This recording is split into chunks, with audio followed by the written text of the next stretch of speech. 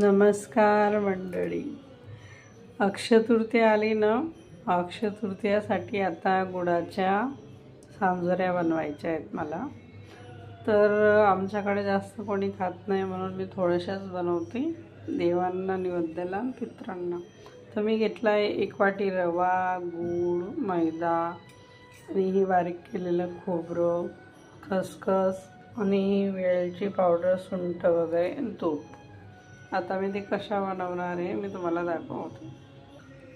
इथे मी असा लालसर असा रवा भाजून घेणार आहे. इकडे मी कढईमध्ये पाणी ठेवलं आहे, त्याच्यात मी गूळ घालणार आहे.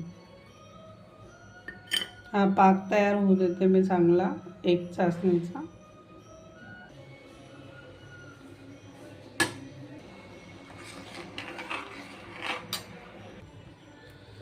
एक खोबरं घालतो,